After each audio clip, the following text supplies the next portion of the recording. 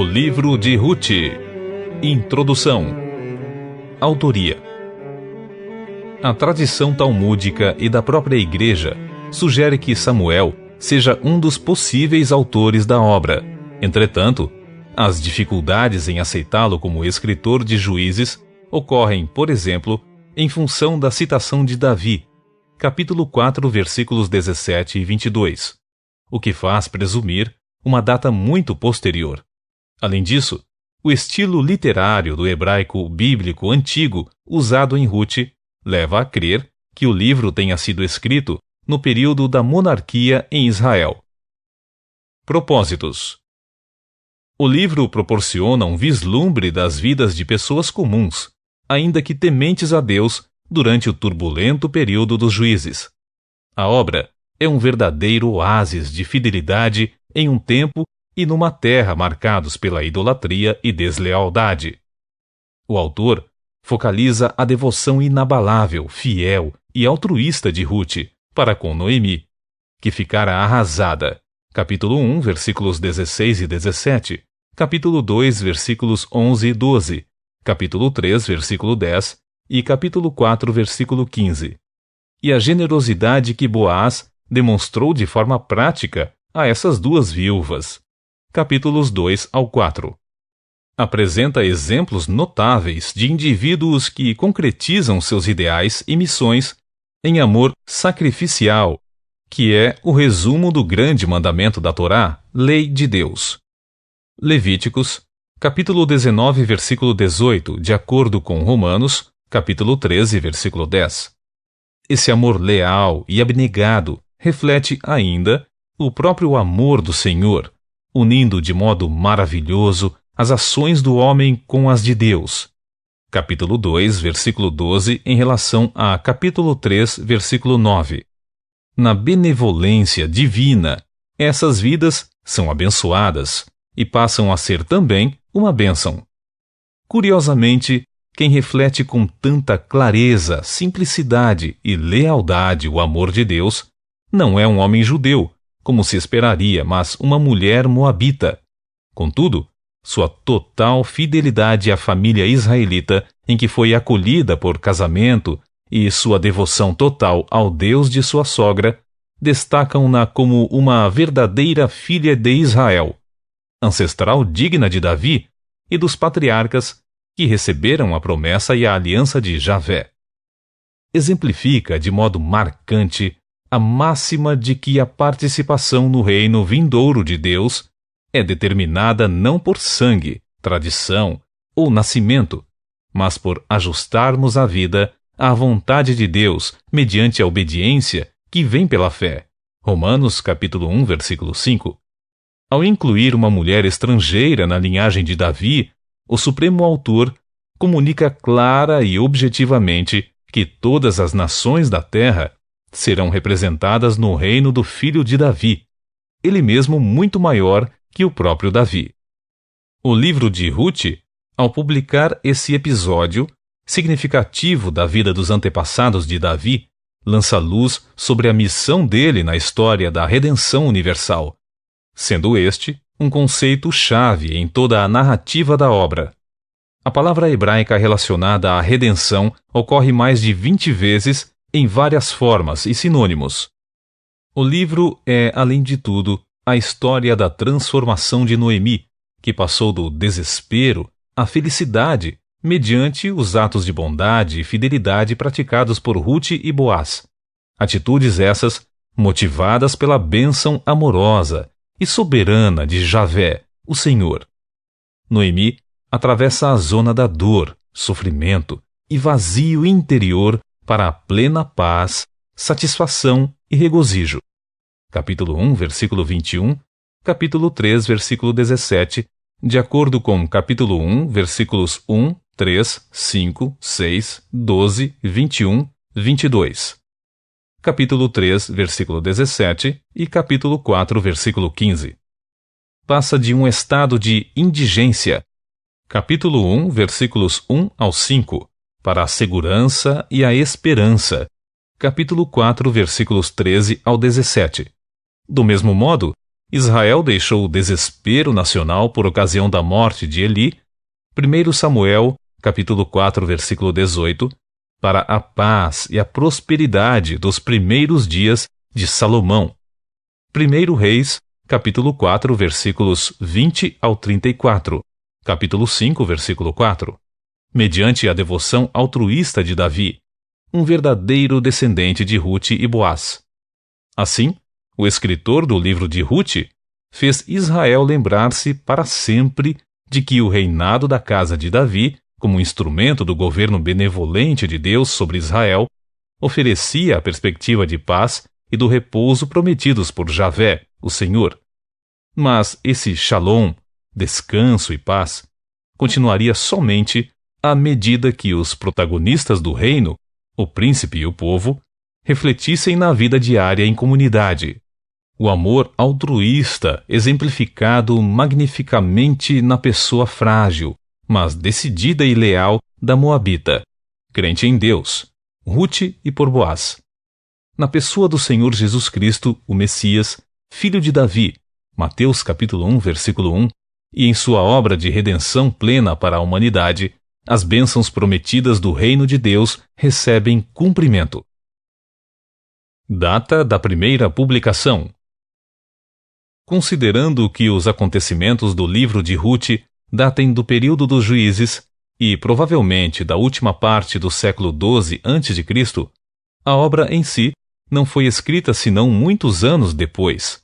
É importante notar que o autor se sentiu obrigado a explicar costumes já não praticados em sua época. Capítulo 4, versículos 6 a 8. Os últimos versículos do livro apresentam a descendência de Rute apenas até o rei Davi, sugerindo fortemente que o Sefer, rolo, livro, foi redigido durante o seu reino. Se tivesse sido escrito mais tarde, seria de se esperar que a genealogia se estendesse pelo menos até Salomão. Sendo assim, é razoável que se considere a data da primeira publicação do livro de Rute por volta do ano 1000 a.C. Esboço geral de Rute. Primeiro, a firme e leal decisão de Rute, capítulo 1, versículos 1 ao 22. A procedência estrangeira de Rute, capítulo 1, versículos 1 ao 5. B. A sua escolha decidida e fiel, capítulo 1, versículos 6 ao 18. C. Sua chegada a Belém, capítulo 1, versículos 19 ao 22. Segundo, os direitos de Rute. A. Seu direito de respigar, capítulo 2, versículos 1 ao 3. B. O resultado do seu trabalho, capítulo 2, versículos 4 ao 17. C. Seu depoimento sobre o trabalho, capítulo 2, versículos 18 ao 23. Terceiro, a vontade de Rute, capítulo 3, versículos 1 ao 18. A. O conselho de Noemi, capítulo 3, versículos 1 ao 5. B. Rute ouve o conselho e o executa, capítulo 3, versículos 6 ao 9. C. Aceito por Boaz, capítulo 3, versículos 10 ao 18. Quarto, o destino de Rute, capítulo 4, versículos 1 ao 22. A. Tornou-se esposa amada e protegida, capítulo 4, versículos 1 ao 12. B. Tornou-se mãe bem-aventurada, capítulo 4, versículos 13 ao 17. C.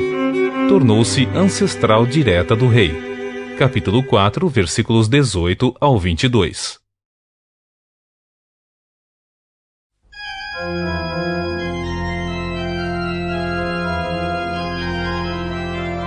O livro de Rute, capítulo 1. A família de Noemi em Moabe. No tempo em que os juízes governavam sobre o povo israelita, sobreveio grande escassez de alimentos em toda a terra de Israel. Por este motivo, um certo homem de Beth-Lehem, Belém, cidade da região de Iehudá, Judá, partiu com sua esposa e seus 2 filhos, a fim de morar, ao menos por algum tempo, nas terras de Moabe. Esse homem se chamava Elimeleque, sua mulher Naomi, Noemi, e seus 2 filhos, Malom e Quilion. Eram efrateus de Belém de Judá. Chegando aos campos de Moabe, ali se estabeleceram. Algum tempo se passou, e Elimeleque veio a falecer, e Noemi ficou apenas na companhia de seus 2 filhos solteiros. Logo depois se casaram, e suas esposas eram jovens moabitas, uma chamada Orfa e a outra Rute, e permaneceram nestas terras por uns 10 anos.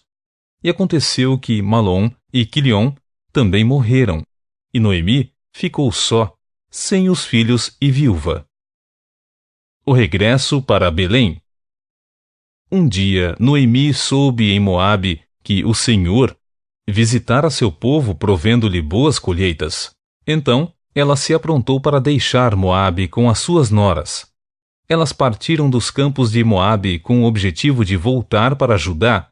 Contudo, durante a caminhada, sugeriu a elas: Ide e voltai cada qual para a casa de sua mãe, que o Senhor vos trate com a mesma bondosa lealdade com que tratastes os falecidos, e a mim mesma. Que o Senhor conceda a cada uma de vós paz e segurança no lar de um novo marido. Em seguida, abraçou-as, mas elas choraram em alta voz, exclamando: Não, nós vamos voltar contigo para junto de teu povo. Noemi, porém, lhes encorajou: Voltai, minhas filhas, porque havereis de me acompanhar. Porventura trago ainda em meu seio filhos que possam vir a ser vossos maridos? Retornai, minhas filhas, parti, pois estou velha demais para tornar a casar-me. E mesmo que eu pudesse dizer: ainda existe para mim esperança, esta noite mesmo estarei com meu marido e conceberei filhos. Esperaríeis por eles até que crescessem? Renunciaríeis à vida conjugal? De modo algum, minhas filhas. É grande a minha amargura por vossa causa, pois a mão do Senhor pesa sobre mim. Elas prantearam outra vez em alta voz. Depois, Ofra abraçou sua sogra e lhe deu um beijo de despedida. Porém, Rute permaneceu com ela. Então, Noemi a aconselhou: Olha, tua cunhada voltou para junto do seu povo e para seu Deus. Volta também com ela. Ao que lhe respondeu Rute: Não insistas comigo para que te abandones e deixe de seguir-te, pois aonde quer que fores, irei eu, e onde quer que pousares, ali pousarei eu. O teu povo é o meu povo, o teu Deus é o meu Deus. Onde quer que morreres, morrerei eu, e aí haverei de ser sepultada. Que o Senhor me castigue como lhe aprouver, se outro motivo, que não seja a morte, me separar de ti. Então, Noemi compreendeu o quanto Rute estava decidida a seguir em sua companhia, e por isso não se opôs mais a ela. Partiram, pois, as duas, e chegaram a Belém. Assim que chegaram à cidade, ocorreu ali certo alvoroço por causa delas, e as mulheres da cidade comentavam: Será que esta é Noemi? Mas ela lhes pediu: Não me chameis mais de Naomi, agradável. É mais próprio que meu nome seja Mara, amarga, porquanto Shaddá, o Todo-Poderoso, me tratou com amarguras. Parti destas terras com as mãos cheias, e o Senhor me traz de volta de mãos vazias. Por que, então, haverias de me chamar Noemi, quando o Senhor se mostrou desfavorável à minha pessoa, e Shaddá me trouxe desgraça? Foi assim, portanto, que regressou Noemi, tendo consigo sua nora Rute, a moabita, que veio dos campos de Moabe. Elas chegaram a Belém no início da temporada de ceifa da cevada. Capítulo 2. Rute nos campos de Boaz. Noemi tinha um parente por parte do seu marido, um homem rico e influente. Ele pertencia ao clã de Elimeleque, o esposo falecido de Noemi, e seu nome era Boaz, valente. Certo dia, Rute, a moabita, sugeriu a Noemi: Permite que eu vá ao campo respigar. colher as espigas que caírem de algum segador generoso. Ela concordou. Vai, minha filha. Então, Ruth partiu e começou a recolher as espigas que iam caindo e ficando para trás dos ceifeiros. Sem perceber, adentrou à parte da plantação que pertencia a Boaz, que era da família de Elimeleque. Naquele exato momento, Boaz estava chegando de Belém e saudou os ceifeiros com a paz do Senhor. Que Javé esteja convosco. Diante do que eles responderam: Que Javé te abençoe. Então, Boaz indagou ao capataz dos ceifeiros: A quem pertence aquela jovem? E o servo, capataz dos ceifeiros, respondeu: Esta jovem é moabita, que voltou com Noemi dos campos de Moabe. Ela me rogou que a deixasse caminhar atrás dos segadores, recolhendo as espigas que fossem caindo dos feixes de trigo. E assim, ela está trabalhando desde bem cedo até agora, e só parou um pouco sob o abrigo para recompor as forças. Falou então Boaz a Ruth: Ouça com atenção, minha filha. Não vás respigar no outro campo. Não te afastes daqui, mas fica na companhia das minhas servas. Observa o terreno que os homens estiverem ceifando e vá atrás deles. Eis que já ordenei aos rapazes que não te incomodem. Quando tiveres sede, vai procurar os cântaros e bebe da água que os meus servos trouxerem para saciar a sede dos trabalhadores. Diante destas palavras, Ruth, prostrando-se com o rosto rente ao chão, exclamou: Por que encontrei favor a teus olhos, a ponto de o Senhor se importar comigo, apenas uma estrangeira em tuas terras? Em resposta, Boaz lhe revelou: Foi-me contado tudo o que fizeste por tua sogra desde que teu marido morreu, e como deixaste pai e mãe, e tua terra natal para vires morar no meio de um povo que não conhecias bem. Que o Senhor te retribua tudo o que fizeste e sejas ricamente recompensada por Javé, Deus de Israel, sob cujas asas de proteção vieste buscar refúgio. Então Ruth declarou a Boaz: Possa eu continuar a ser tão bem acolhida assim, meu senhor? Tua atitude gentil e tuas palavras encorajadoras animaram esta tua serva, ainda que eu mereça menos do que uma de tuas servas. Mais tarde, na hora da refeição, Boaz convidou Ruth: Vem cá, come deste pão e tempera teu bocado no vinagre. Ela então se aproximou, sentou-se na companhia dos segadores e Boaz lhe ofereceu grãos tostados. Ela comeu até ficar satisfeita, e ainda sobrou. Quando Ruth se levantou para seguir seu trabalho de coletar espigas, Boaz ordenou aos empregados: Deixai-a respigar também entre os feixes, e não a repreendeis. Ao contrário, quando estiverdes colhendo, separai algumas espigas dos feixes e deixai que caiam a fim de que ela possa recolher, e não a censureis. E assim, Ruth catou espigas no campo até o pôr do sol. Depois, bateu e debulhou os grãos das espigas que havia ajuntado, cerca de 1 efa, mais de 25 quilos de cevada. Ruth carregou toda a cevada que havia conseguido e voltou para o povoado, e sua sogra observou o quanto ela tinha recolhido. Ruth também entregou à sua sogra uma parte da comida que lhe sobrara no almoço.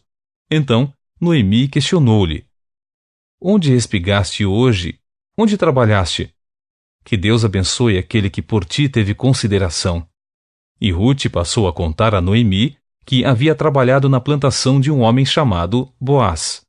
Ao que Noemi declarou: Que Javé, o Eterno, abençoe Boaz, porquanto é uma pessoa que não cessa de praticar atos de justiça e misericórdia para com os vivos e com os mortos.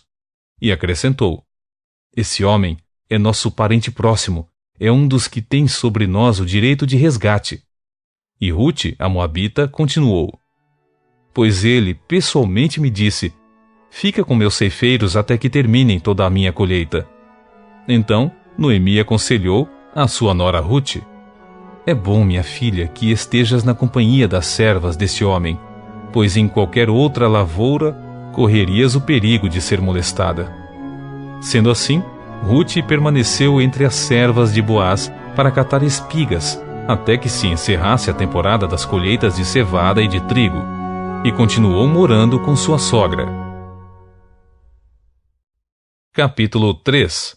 A bondade e justiça de Boaz. Certo dia, Noemi disse a Ruth, sua nora: Minha filha, é meu dever buscar-te um lar seguro para a tua felicidade. Boaz, senhor das servas com quem estiveste, é nosso parente próximo. Sei que esta noite ele estará debulhando a cevada na eira. Lava-te, pois, e perfuma-te. Põe teu manto e desce a eira, mas não te deixes reconhecer por ele, até que ele tenha acabado de comer e beber. Quando ele se retirar para dormir, observa o lugar em que está deitado. Então entra, descobre seus pés e deita-te. Ele te dirá o que deves fazer. Então Ruth anuiu, dizendo: Farei tudo como me orientaste. Ela desceu ao terreno onde se limpavam as espigas e fez exatamente como a sua sogra a instruíra. Boaz comeu e bebeu até ficar um tanto alegre e foi deitar-se junto de um monte de cevada. Pouco mais tarde, Ruth aproximou-se sem ser notada, descobriu os pés dele e deitou-se. No meio da noite, o homem acordou de repente e se assustou ao ver uma mulher deitada a seus pés. Quem és tu? Indagou ele. Sou sua serva, Ruth, replicou ela, e lhe rogou: Estende teu manto sobre a tua serva, porquanto és nosso parente chegado e tens o dever de nos resgatar. E Boaz lhe respondeu: Bendita sejas por Deus, minha filha. Este teu novo gesto de lealdade e generosidade excede o primeiro em relação à sua sogra, pois preferiste não procurar um homem mais jovem, fosse rico ou fosse pobre. Portanto, minha filha, não tenhais medo. Far-te-ei tudo quanto me pedires, pois todos os habitantes desta cidade sabem que és uma mulher virtuosa. Ora, de fato eu tenho responsabilidade de resgate, mas há um outro parente ainda mais próximo do que eu. Sendo assim, passa a noite aqui e amanhã cedo, se ele quiser assumir o direito de proteger-te, muito bem, que ele te resgate. Todavia, se, pelo contrário, ele não quiser te resgatar, eu ficarei com essa responsabilidade. Juro pelo nome de Deus, Javé. Agora, pois, volta a deitar-te e descanse até o raiar do dia. Ruth adormeceu de novo aos pés de Boaz até a alvorada e levantou-se antes do clarear do dia, a fim de não ser reconhecida. E Boaz falou consigo mesmo: Não convém que se saiba que esta mulher esteve na eira. Por isso orientou-lhe Boaz: Estende o manto que te cobre e segura-o firme. Ela estendeu sua capa sobre o chão e a segurou, e ele despejou sobre a capa 6 medidas de cevada, mais de 20 quilos, e lhe pôs às costas. E ela retornou ao povoado. Assim que Ruth retornou à casa de sua sogra, esta lhe perguntou: Como estás, minha filha? O que se passou? Ruth contou-lhe então tudo o que aquele homem tinha feito por ela, e acrescentou: Estas 6 medidas de cevada foi ele quem deu, dizendo-me: Não voltarás de mãos vazias para junto de tua sogra. Então, Noemi assegurou a Ruth: Fica tranquila, minha filha, até saberes como terminará tudo isso. Com certeza este homem não descansará enquanto não solucionar ainda hoje esta questão. Capítulo 4. O resgate de Noemi e Ruth. Entre mentes, Boaz subiu à praça que ficava ao lado do portão da cidade e sentou-se ali. Coincidentemente, passava por ali o resgatador, aquele parente mais próximo que ele havia mencionado a Ruth. Então, Boaz o chamou. Olá, meu amigo. Chega aqui e assenta-te ao meu lado por um pouco. O homem se aproximou e sentou-se. Boaz reuniu 10 homens da cidade e também os convidou. Sentai-vos aqui, conosco. E eles se sentaram. Então, declarou ao homem que tinha primeiro o direito de resgate: Noemi, aquela nossa parente que voltou dos campos de Moabe, quer vender a parte do terreno que pertencia a nosso irmão Elimeleque. Resolvi, portanto, informar-te o assunto na presença de alguns representantes do povo e sugerir-te que adquiras o terreno. Se desejares resgatar esta propriedade, resgata-a. Se não, rogo-te, responde para que fique esclarecido e seja do conhecimento de todos. Pois ninguém mais tem este direito de resgate a não ser tu, e depois de ti, eu. Prontamente o homem retrucou: Sim, eu quero exercer meu direito. Contudo, Boaz lhe preveniu: No dia em que adquirires esse campo das mãos de Noemi, estarás igualmente recebendo Rute, a Moabita, a mulher daquele que morreu, a fim de perpetuar o nome do falecido sobre seu patrimônio. Então respondeu que tinha o dever de resgate em primeiro lugar. Assim não posso assumir o meu direito, pois estaria colocando em risco todos os meus bens e propriedades. Declino do meu direito a teu favor. Podes exercer tu meu direito de resgate, pois eu não posso fazê-lo. Ora, antigamente em Israel, para que a lei do resgate e a transferência de propriedade fossem válidos, a pessoa tirava a sandália dos pés e dava ao outro, e assim oficializavam os acordos e negócios em Israel. Portanto, assim que o resgatador declarou a Boaz: Adquire-a, pois, tu mesmo, tirou uma de suas sandálias. Então, Boaz pôde anunciar aos líderes e a todas as demais pessoas do povo ali presentes: Sois testemunhas neste dia de que comprei da mão de Noemi tudo o que pertencia a Elimeleque e tudo o que pertencia a Quilion e a Malom. Ao mesmo tempo, adquiro por esposa Rute, a mulher moabita, viúva de Malom, a fim de perpetuar o nome do falecido sobre sua herança, e para que o nome de Malom seja sempre lembrado no meio deste povo e na sua cidade natal. Disso sois testemunhas hoje.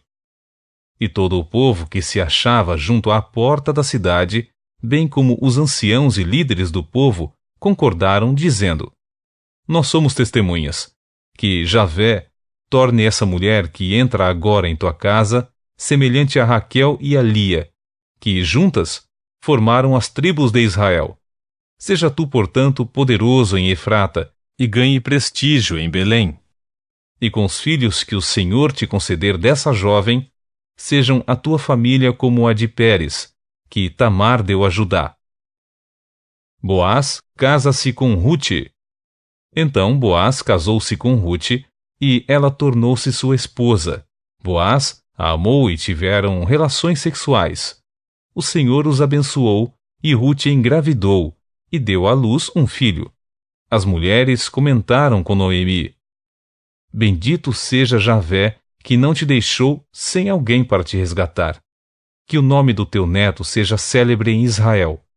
Este menino te abençoará com nova vida, e te sustentará e consolará na velhice, porquanto é filho de tua querida nora, que muito te ama, e que te é melhor do que 7 filhos. Noemi tomou o menino em seu colo e passou a cuidar dele como se lhe fora mãe. Assim que as mulheres da vizinhança viram o menino, exclamaram: Eis que Noemi tem um filho. E lhe deram um nome chamando-o de Obed. Este foi o pai de Ishai, Jessé, que, por sua vez, se tornou pai de Davi. A genealogia de Davi.